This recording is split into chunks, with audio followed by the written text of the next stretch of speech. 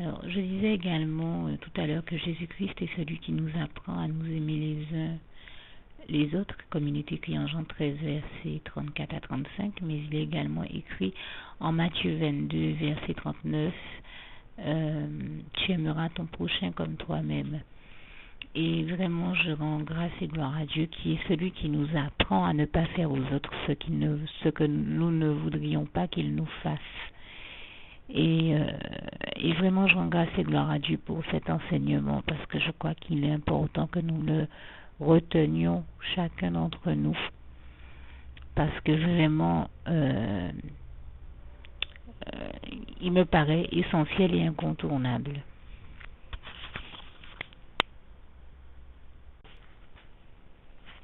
Et donc, vous l'aurez compris, j'ai aussi voulu dire en résumé que tous les fonds qui ont été utilisés, j'ai même envie de dire à mauvais escient et perdus même dans les futilités du carnaval, sont des fonds qui auraient pu, en résumé, pour résumer mon propos et ma pensée, être utilisés à bon escient au lieu d'être utilisés à mauvais escient pour des futilités. Ils auraient pu être utilisés à bon escient à résoudre bon nombre de problèmes qui se posent dans nos sociétés, dans notre société guadeloupéenne en particulier, dans nos sociétés caribéennes et de manière plus élargie dans toute société où les gens fêtent le carnaval. Tel qu'au Brésil ou ailleurs, où on voit des favelas à n'en plus finir, chez nous-mêmes, où il existe aussi malheureusement des ghettos et une population qui aurait bien besoin de vivre dans de meilleures conditions que dans ces endroits-là. Et tous ces fonds-là peuvent servir à les aider à avoir de meilleures conditions de vie, que ce soit au Brésil, chez nous, en Guadeloupe ou ailleurs dans la Caraïbe. Et donc, où tous ces fonds-là, comme je le dis, peuvent être reversés dans des budgets mieux alloués et utilisés à meilleur escient, que ce soit, comme je le signalais, donc dans peut-être des budgets consacrés à l'éducation des jeunes ou des enfants ou à la formation des jeunes ou à leur trouver un emploi ou à apporter des solutions à leurs problèmes ou voilà au relogement ou à l'amélioration de l'habitat insalubre ou à tout un tas de points, de sujets et de situations problématiques qui appellent à leur trouver des réponses et des solutions qui nécessitent bien sûr des fonds. Et bien tous ces fonds-là qui ont été inutilement dépensés, gaspillés, tout le gaspillage auquel a donné lieu le carnaval aurait pu, s'il avait été évité, peut-être aider à régler bon nombre de problèmes qui se posent dans notre société et donc à faire en sorte qu'on arrête un peu de se plaindre de toute espèce de problèmes qui se posent mais qu'on ne pense jamais à résoudre de la bonne manière en utilisant les fonds dont Dieu nous bénit à bon escient. Et je dis que c'était quelque chose qui avait besoin d'être dénoncé. Et alors, en plus de tout cela, je termine aussi en apportant une dernière précision sur les jeunes dont je parlais, qui n'ont pas été gênés de dire, qui n'ont rien à faire le reste du temps, alors qu'ils sont contents quand la période du carnaval arrive pour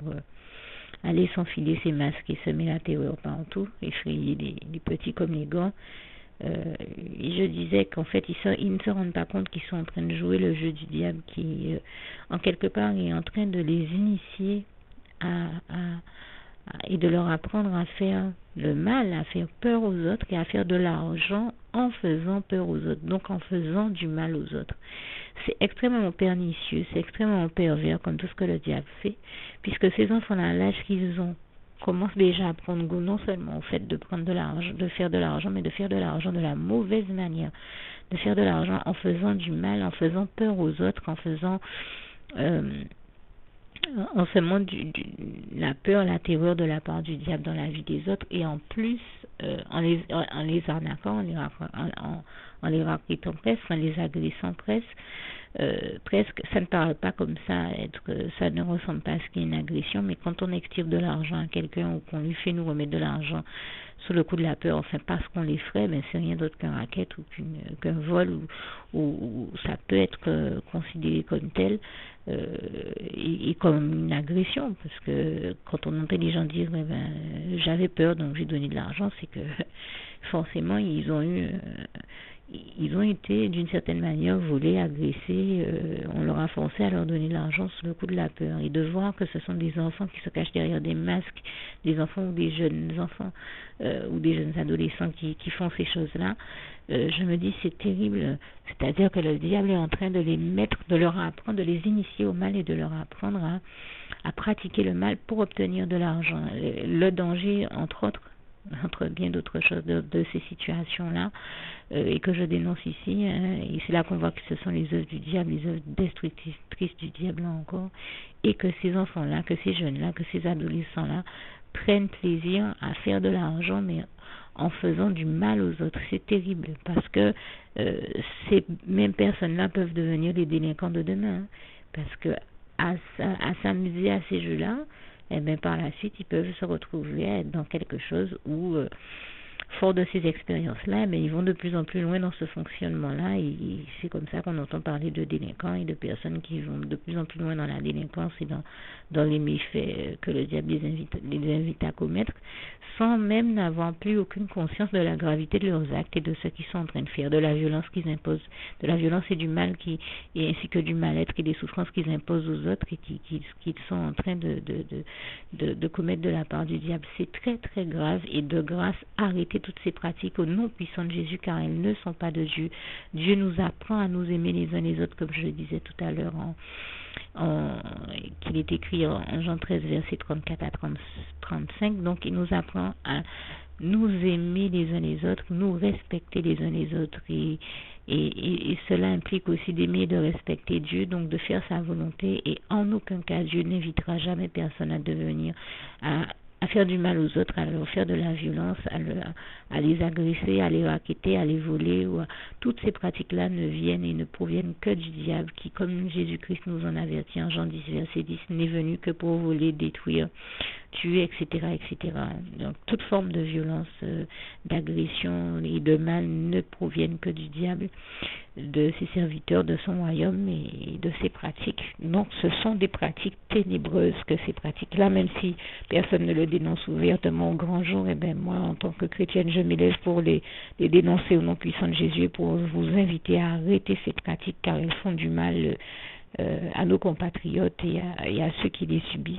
même si personne n'a le courage peut-être de le dire ou de le dénoncer. Moi, je le fais, je rends grâce et gloire à Dieu qui m'en donne le courage, parce que j'analyse bien que si même des adultes disent avoir donné de l'argent sous le coup de la peur, c'est que elles étaient dans une sensation de mal-être suffisamment forte pour ne même pas avoir eu le courage de dire non à ce qu'elles étaient en train de subir. Il faut bien que quelqu'un dénonce qu'il y a une réelle violence derrière tout cela et dans la réalité du carnaval, même si on n'en parle pas. Mes propos vous étonnent? Eh bien alors demandez-vous pourquoi, encore une fois, chaque année,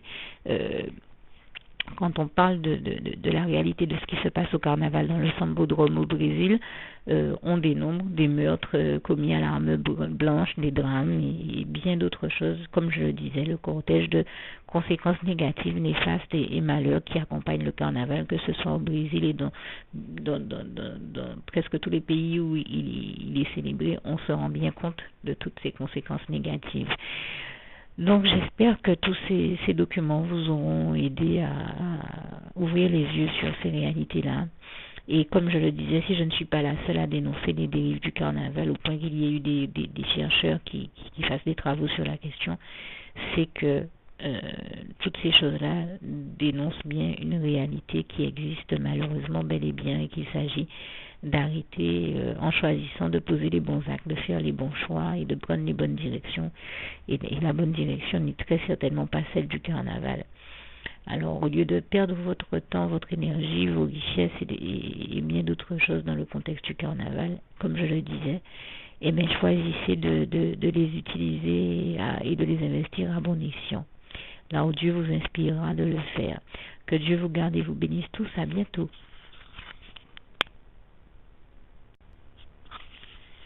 Et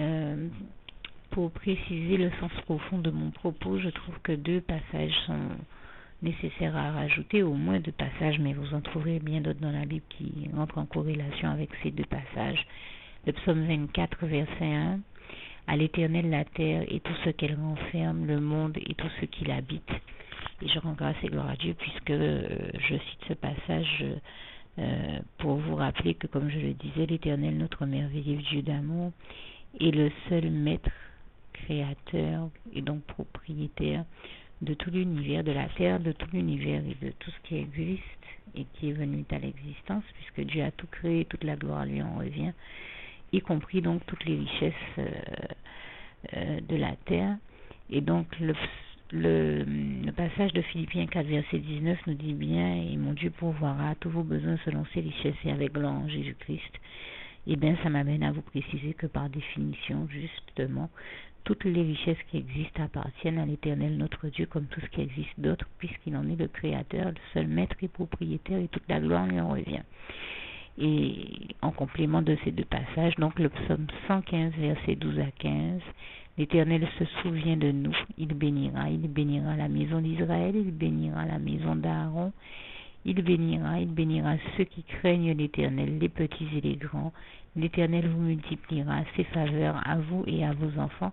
Soyez bénis par l'Éternel qui a fait les cieux et la terre. Et comme je viens de le dire, l'Éternel, notre merveilleux Dieu d'amour, a tout créé, les cieux et la terre, et tout ce qui existe d'autre sur terre. Je crois que vous pouvez également lire un passage que je vais essayer de vous trouver, et qui me paraît tout aussi important dans ce même contexte. Je ne sais pas si je vais réussir à l'avoir sous mes yeux, mais je crois qu'il est en Ésaïe 40. Je sais que c'est Ésaïe 40 vers la fin du passage, vers le verset 12, à partir du verset 12 à peu près. Mais ça me paraît être un passage totalement approprié qui va dans le sens de ce que nous venons de citer, et qui nous démontre bien, là encore, la magnificence de l'Éternel ainsi que sa toute-puissance, lui qui a tout créé. Pour moi, ce sont des passages essentiels à connaître et à retenir, et qui nous aident bien à comprendre ces réalités-là et leur importance, la réalité que l'Éternel, notre merveilleux Dieu d'amour, est le seul à avoir tout créé, donc qui ne peut qu'être le seul aussi à être le propriétaire de toute chose, de tout ce qui existe. Voilà. Ésaïe 40, verset 12, qui a mesuré les eaux dans le creux de sa main, pris les dimensions des cieux avec la pomme et ramassé la poussière de la terre dans un tiers de mesure, qui a pesé les montagnes au crochet et les collines à la balance, qui a sondé l'esprit de l'Éternel, qui l'a éclairé de ses conseils. Avec qui a-t-il délibéré pour en recevoir de l'instruction? Qui lui a appris le sentier de la justice? Qui lui a enseigné la sagesse et fait connaître le chemin de l'intelligence? Donc c'était Ésaïe 40, versets 12 à 14. Et vraiment pour moi c'est un passage là encore qui nous démontre la toute-puissance de Dieu. Vous l'aurez compris. La bonne réponse est personne. Personne n'a pu enseigner quoi que ce soit à Dieu, ni la sagesse, ni quoi que ce soit d'autre, parce que Dieu est tout simplement le plan d'intelligence, de sagesse, de conscience, de connaissance le plus élevé qui soit, et toute la gloire en revient à Dieu, à Jésus-Christ et à son Saint-Esprit. Et donc il s'agit d'intégrer cette réalité, de ne jamais perdre de vue que, comme il est écrit en Proverbe 9, verset 10, le début de la sagesse, c'est la crainte de l'Éternel, et l'intelligence, c'est la science des saints. Que Dieu vous éclaire et vous bénisse tous. À bientôt.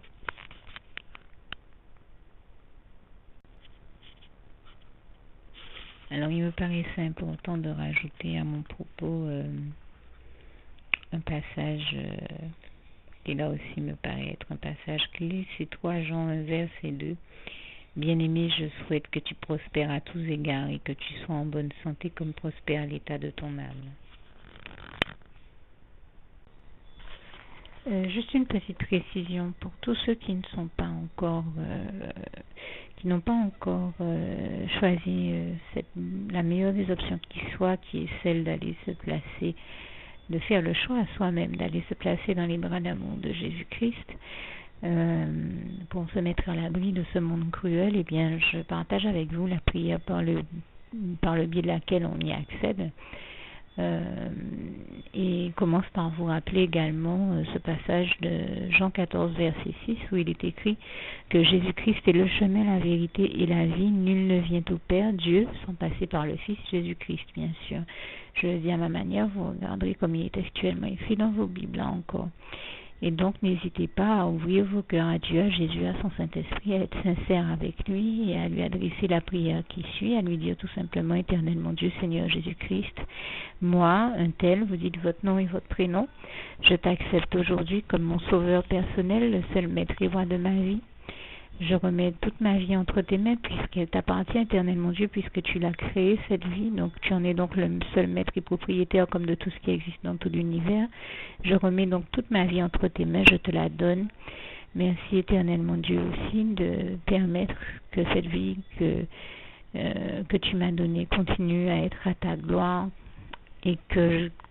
je continue à te servir, à t'appartenir pour l'éternité, d'éternité en éternité. Merci aussi, Seigneur, de faire que je continue donc à te servir et à t'appartenir pour l'éternité, d'éternité en éternité. Et aussi, Seigneur, de m'accorder la grâce de ton pardon et de ta miséricorde pour tous les péchés que j'ai commis tout au long de ma vie,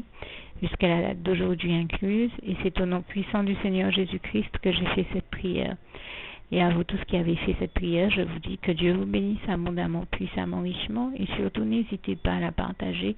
avec tous vos proches et contacts, amis, membres de vos familles, collègues, bien-aimés, tous ceux que vous aimez. Et surtout tous ceux à qui Dieu vous mettra à cœur, avec qui Dieu vous mettra à cœur de la partager. Et comme j'aime à le dire, si vous n'avez pas encore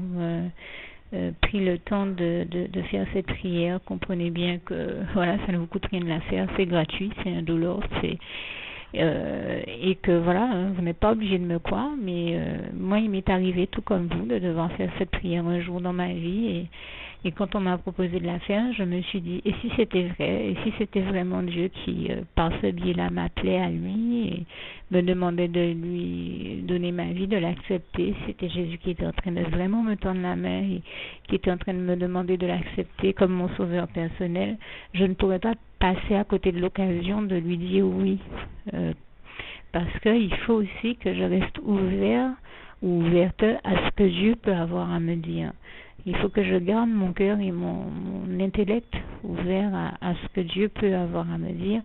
Donc je me suis dit, je ne peux pas courir le risque de passer à côté de mon éternité, de passer à côté des meilleures choses de la vie, surtout si le maître et créateur de la vie m'appelle et cherche à me sauver. Pour être sauvé, il faut bien que je lui dise oui, que je souhaite qu'il me sauve. Oui, Seigneur Jésus-Christ, je t'accepte comme mon sauveur personnel. Et c'est le sens de cette prière. Et comme je dis, elle ne nous coûte rien à faire. Et puis surtout, moi je vous dis, du jour où je l'ai faite, j'ai vu Jésus